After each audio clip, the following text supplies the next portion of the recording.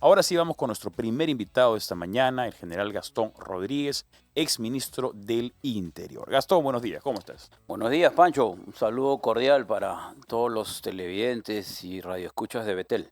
Muchas gracias. Bueno, tú eres exministro y justamente el tema del Ministerio del Interior es tendencia, ya que estamos en el programa Tendencias, hay que hacer mención de ello. Se pide la renuncia o se pide la censura del ministro Santibáñez. Tengo entendido que ya hay 4 mociones de censura que se están cocinando porque requieren una cantidad de firmas primero para ser aprobadas como la solicitud de moción. Y ya vemos a diferentes bancadas que tal vez en el pasado han sido un poco más permisivas con su trabajo. Vemos a diferentes actores de la sociedad civil y del Perú en general que ya están pidiendo la remoción del ministro. Te pregunto a ti con más conocimiento de causa, ¿le quedan las horas contadas al ministro Santibáñez? Fíjate, es una situación bastante complicada por la forma en la que se han manifestado todos los actores políticos el mismo día domingo. Sí. No esperaron al primer día útil de trabajo, sino el mismo domingo se manifestaron. Y creo que esta reacción va un poco más por el tema de que es un homicidio que ha impactado Sí. en la población. Estamos hablando ¿no? del vocalista de Armonía 10. Así es. Quien falleció, bueno, fue asesinado, ¿no? Hay que decirlo. Claro, como son asesinados lamentablemente en nuestro país muchos peruanos, Sí. policías, ¿no? Gente que sale a hacer su trabajo, conductores de microbús. Y definitivamente esta vorágine de violencia tiene una situación que la dispara. En este contexto es obviamente el asesinato del cantante al que tú te refieres del grupo Armonía 10. Creo que la situación para Santibáñez sí es complicada, toda vez de que la única forma de que él saliera del Ejecutivo era a través del Congreso, vía una censura. Pero yo tengo un análisis un poquito más amplio, Pancho. Fíjate, los actores políticos, las bancadas de los diferentes partidos, muchas veces también se mueven al ritmo de lo que es el termómetro de la calle. Claro. Y como tú lo has manifestado en tu propia alocución al inicio, aquellos que estaban por un rotundo no, que consideraban que cambiar un ministro no va a cambiar la situación, lo cual es cierto. De un día para otro cambiaron absolutamente de parecer. Y esto se debe a que muchas veces ese termómetro de la calle es el que realmente refleja el impacto de los partidos políticos, más ahora que están a puertas de una elección o que se viene un proceso electoral, ¿no? Nadie quiere, digamos, cargar con un fallecido, ¿no? Ese es el tema. Nadie quiere tener que empujar un carro que es políticamente incorrecto. Nadie quiere ganarse una pelea que no tiene por qué comerse. Entonces, en esa línea, como tú dices, ¿no? Medir el termómetro de la calle, medir cuál es lo popular y lo impopular, y como se vienen las elecciones. Claro, porque definitivamente la gente va a decir, pues, ¿qué hicieron los partidos políticos, no? Claro. Entonces, lo más fácil es, obviamente, voltear al quien es el aparente responsable de esta situación. La piñata de turno. El encargado de la seguridad nacional en el país, ¿no? Y bueno, pero ya esto lo hemos analizado en varios programas, que esto no es un tema solamente del sector interior, ¿no? Si bien es cierto que la prudencia para mantenerse en una cartera es importante, y quizás también esa fue una debilidad de Juan José Santibáñez, de que enfrentó, como él mismo lo dijo, ¿no? Abiertamente a la Fiscalía de la Nación y al Poder Judicial, que a todas luces son quienes no han colaborado en esta lucha con la firmeza que se necesitaba o que se necesita para enfrentar una delincuencia transnacional. Escuchaba hace unos días una exposición que había hecho el Comando Policial y el ministro, en donde 2 casos resaltaron. Uno de un policía en Yanaguara, en Arequipa, que interviene a unos sujetos venezolanos, lo golpean, le rompen la pierna, le rompen la cabeza, y aún así el policía logra detenerlos. Al policía lo llevan a la sanidad policial para auxiliarlo y todo. Está internado, sin embargo, al día siguiente los 2 delincuentes venezolanos están libres. El fiscal los soltó. Ese es un tema. Y otro caso igual en Piura, ¿no? Es más, habló de una tercera situación en donde los policías presentan a los delincuentes en la prensa el fiscal les abre proceso a los policías y libera a los delincuentes. Entonces, fíjate, bajo esa perspectiva, ni Mandrake el mago, pues, que entre de ministro del Interior va a lograr nada, ¿no? Entonces, ojo, las fuerzas políticas tienen todo el derecho de ser un ente fiscalizador, pero hay que mirar esto con bastante amplitud. ¿De qué forma vamos a lograr que el Poder Judicial, el Ministerio Público, jueguen el partido de la mano con el sector interior y con la policía? Porque ambos, los tres, se llaman los operadores de justicia, Pancho. Sí. Y no podemos enfrentar la modalidad delictiva que hoy en día impera en el país con los actores o los operadores de justicia actuando como lo están haciendo. De ninguna manera. Eso no va a tener ningún resultado y ninguna estrategia va a funcionar. Con una fiscalía, con un poder judicial que no hace caso a las leyes que emanan del Congreso.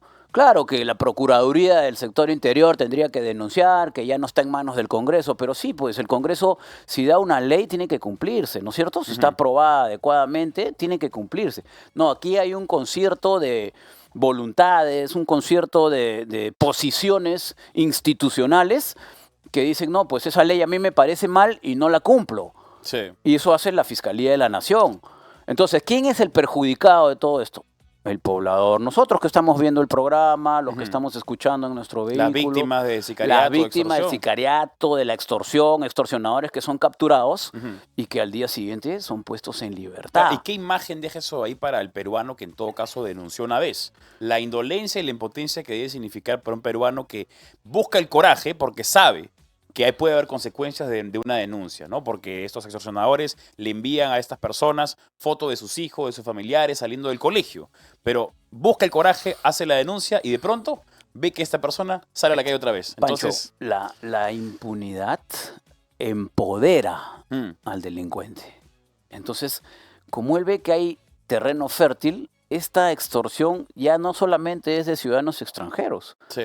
Es también de delincuencia peruana, claro, que ha visto una facilidad extrema en que con un poco de temor, claro, el ciudadano inmediatamente paga. ¿Por qué? Porque tú lo acabas de decir. Yo voy como ciudadano, tengo una bodeguita, vienen y me piden 50 soles semanales. No quiero pagar. Denuncio. Lo captura la policía, al día siguiente la fiscalía lo suelta. Entonces, cuando aparezca ese sujeto en mi bodega, ¿cuál va a ser mi rostro, mi expresión? ¿No? Y me diga con lisuras incluidas, ¿no? Y con adjetivos, así que me denunciaste. Bueno, a partir de ahora estás frito. Ya no son 50, son 500. Así es. Y ya viste que a mí no me va a pasar nada. Entonces decide. Exacto. Esa indefensión es la que hace que el ciudadano, pues, arregle como tiene que arreglar con el delincuente. Le paga. Y esto está proliferando enormemente. ¿Por qué? Porque no hay un sistema de justicia que realmente ponga en prisión y que salvaguarde esa acción valiente del ciudadano de denunciar. ¿No es cierto? Entonces, si yo como bodeguero denuncio, lo mínimo que espero es que mi sistema de justicia pues ponga buen recaudo de este tipo y que sea un escarmiento, ¿no? Una sanción ejemplarizadora que además disuada al resto de delincuentes. No, acá es al revés. Es al revés. O sea, no, bodeguero, ¿por qué denunciaste? Ahí te cae, ahí te lo mando nuevamente. Por acuseta te cae. Así es. No, pues estamos bueno, mal. La responsabilidad también le cae de cierta manera a Dina Boluarte, porque ella, por supuesto, como presidente de la República, es quien lidera el Poder Ejecutivo. Tenemos una nota acerca de los canjes políticos que le están saliendo caro a Dina Boluarte. Vamos a escucharla o observarla para aquellos que nos siguen de manera audiovisual. Dina Boluarte está atacando a Gustavo Gorriti, miembro de la Coordinadora Nacional de Derechos Humanos, y el doctor Cavani, que tiene convenio con la ONG Flora Tristán, está siendo ahora colaborador eficaz y echando a Dina cuando han sido socios, porque recordemos que las ONGs y los grupos socialdemócratas y liberales se aliaron con Dina Boluarte para tumbar al gobierno de Pedro Castillo.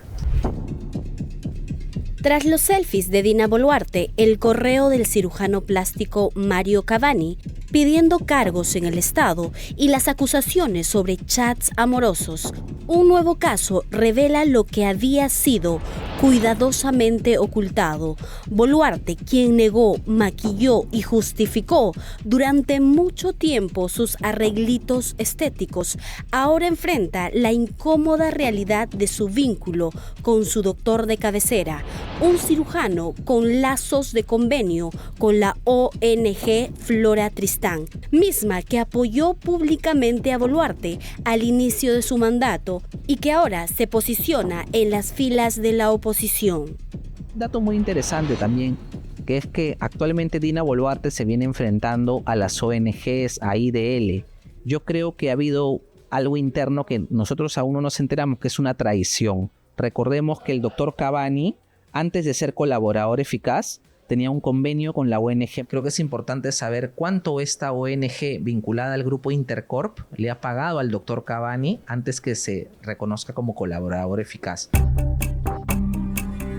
Según Gino Román, periodista de investigación, este caso se vuelve aún más sorprendente al descubrir que la operación del doctor Cavani a la mandataria coincide con nombramientos políticos clave. Hablan de 5 operaciones, ¿no? Y curioso porque cada operación ha representado quizás un gran cargo. Hablamos de que el presidente de Sedapal estaba en ese puesto gracias a una rinoplastía, ¿no? Es decir, han hecho canje. Lo que hacen quizás en medios de comunicación, en programas de entretenimiento, por publicidad, lo han hecho a nivel estatal. Este caso de favores políticos plantea dudas sobre los intereses ocultos detrás. ¿No será que Flora Tristán, esta ONG vinculada al grupo Intercorp, que pertenece a la Coordinadora Nacional de Derechos Humanos junto con IDL, ha traicionado a Dina y han convencido al doctor Cavani que empiece a colaborar? El panorama cambia cuando la ex abogada de Flora Tristán, la congresista Susel Paredes, solicita la vacancia de Boluarte. ¿Está buscando realmente un cambio en el país o actúa por venganza para beneficiar a su partido? Están culpando, digamos, a este grupo que le llaman los caviares, puntualmente, ¿no? A Gustavo Gorriti. Entonces yo creo que su crítica hacia ellos viene porque quienes están promoviendo la vacancia, Susel Paredes, que ha sido ex trabajadora de Flora Tristán, la ONG que tenía el convenio con el doctor Cavani, está presentando la moción de vacancia. Yo creo que hay la intención de un recambio en el gobierno para que entre alguien del Partido Morado. Estamos ante una batalla de favores políticos disfrazados de mentiras, con una presidente desconectada de la realidad y actores oportunistas que buscan aprovecharse a costa de todo y todos.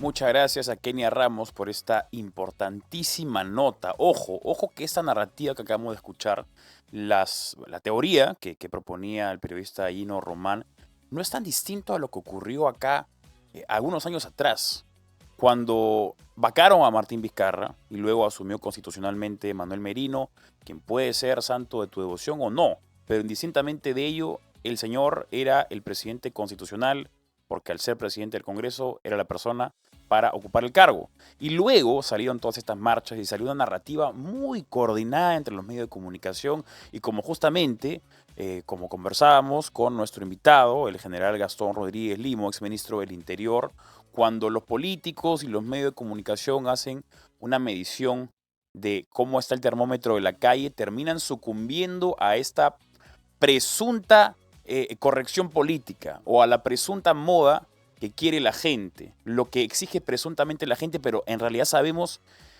que vienen de títeres, que vienen de titiriteros por arriba. Entonces, veamos bien las fechas, ¿no? Porque estamos a un mes, menos de un mes, de que Dina Boluarte convoque a las elecciones generales. Una vez que ella convoca a las elecciones generales, esa fecha es inamovible. Así es. Es inamovible y eso quiere decir que las elecciones no pueden ser postergadas. Así es. Ya vamos a tener un presidente o ya tendremos unas elecciones coordinadas para abril de 2026 y eso significa que la estabilidad, por lo menos del Ejecutivo, se mantiene o se le da cierta coraza hasta esa fecha. ¿Por qué están tan desesperados los caviares en este momento? Es la pregunta que tienen que hacerse los peruanos. Esto no es coincidencia que ocurra en este momento. A ver, mira, has hecho una introducción muy, muy importante en este breve análisis, Pancho, porque yo quisiera empezar porque yo soy una persona que vivió esta azonada caviaresca Sí, en la época de Merino. Yo era Sí. el ministro del Interior, ¿recuerdas? exacto. Y a todos los peruanos, con una media verdad, Mm. como es la característica de este andamiaje caviar, nos llevaron a las calles a protestar. Entonces tú te acuerdas que los medios transmitían 24/7, Claro. te decían los lugares de concentración, ¿no? Entonces, Recomendaciones para marchar, ¿no? Así El es, COVID fue de mira, vacaciones. no, el COVID sí, claro. No periodistas, contagiaba. periodistas de reconocida tendencia política y caviar, Ujú. decían de que un partido de fútbol, por ejemplo, que era Perú-Chile, Sí, no podía darse, pero sí las marchas no contagiaban. exacto. ¿No? ¿no? Prohibido Entonces- la misa porque te contagias, pero anda Sí. la marcha con 100.000 Así es, personas, no pasa exacto. nada. Entonces, mira, esta situación se va repitiendo siempre. Ellos miden el termómetro de la calle, pero bajo un interés Ujú. político de mostrarse siempre como la receta salvadora Ujú. del país para seguir usufructuando de ese poder que no Ujú. es gratis, obviamente, Por supuesto. que genera una serie de, entre comillas, asesorías, ¿no? Ujú. Consultorías, y en donde ellos están permanentemente en una posición muy cómoda Sí. desde el punto de vista político y económico. Entonces, ¿qué es lo que sucede? Te calientan la calle, utilizan a todos sus medios de comunicación, ¿no? Y generan resultados. Hay incluso personas que piensan que toda esta información, porque la delincuencia sí es cierto que está ahí en la calle, Ujú. no es mentira que hay extorsiones por todos lados, que hay sicariatos, pero que piensan de que esta información 24/7 y repetida en los dominicales es con una clarísima intención de desestabilizar Exacto. al gobierno para luego presentarse una vez más, Ujú. y tal como lo ha hecho tu reportero aquí, Sí, como los salvadores del Perú. claro. Entonces, ¿qué pasa cuando los salvadores del Perú asumen? Por ejemplo, ahí hablaba tu reportaje de los morados, ¿no? Ujú. Cuando ingresó el gobierno morado, ¿qué pasó con los medios de comunicación? Ujú. No te sacaban ninguna Nada. información. Automáticamente se arregló el país. Claro. ¿No? No hay sicariato, no hay delincuencia, no hay extorsión, no hay marchas. La marcha de Trujillo, que falleció una persona en su gobierno por Sí. un disparo de un policía, la sacaron el tiempo estrictamente prudencial e inmediatamente enfocaron todas sus baterías al policía que disparó. En Ica también Y murieron dos salieron personas. hablando de que el policía en forma inconsulta, un poco más si le piden perdón a los manifestantes de todo lo que había accionado la policía. ¿Por qué? Porque ellos son los salvadores. Claro. Entonces no pueden Sus acciones asumir... están justificadas. Así es, no pueden asumir una situación de falla ni de falencia, ¿no? Y esta situación está nuevamente tendiendo a repetirse. Y otra cosa más, a ver, yo quisiera también dirigirme a los partidos políticos aquí. Cuando fue el tema de Vizcarra, Bacao, y se nombró a Merino, 115 de 130 congresistas votaron a favor de la vacancia. Ujú. Pero cuando se activó la parafernaria mediática del caviarismo Ujú.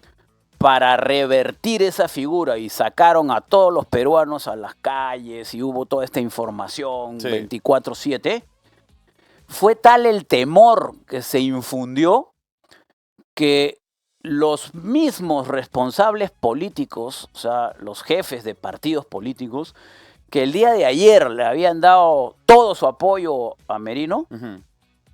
le retiraron el apoyo al día siguiente. Claro. Y los congresistas, igual, Es el cálculo político. los pues, ¿no? congresistas de turno un poco más y pedían también perdón, Sí. ¿no? Quieren estar en el lado ganador, pues, ¿no? Quieren estar en Entonces, la victoria. a mí me parece que lo que está sucediendo ahora, de un cambio, si bien es cierto, esto es un punto de quiebre, pero ese cambio para el lado ganador no se percibe, yo diría, de una forma muy clara por parte de la población, porque el Congreso, acuérdate que tiene, creo que 5% o 8% de aprobación, ¿no? Es un Congreso que no es bien visto, que está deslegitimado y que tome este tipo de actitudes. Hoy día sí, no, el ministro nadie lo saca porque tenemos que buscar la estabilidad del país. Y al día siguiente, igual que con el tema de Merino. No, ¿sabes qué? Ya no. Y ojo, no perdamos de vista también algo que acabas de tocar en el programa.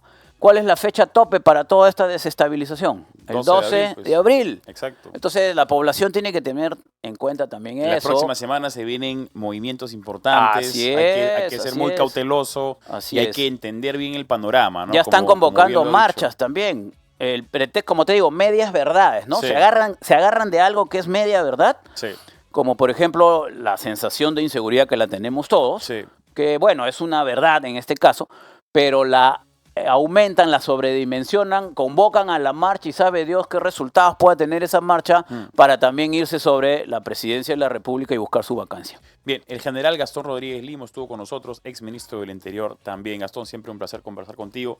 Interesante análisis y advertencia para todos los peruanos. Es importante estar muy informados para ser impermeable a estos intentos de adoctrinamiento, estas medias verdades, como bien ha dicho Gastón.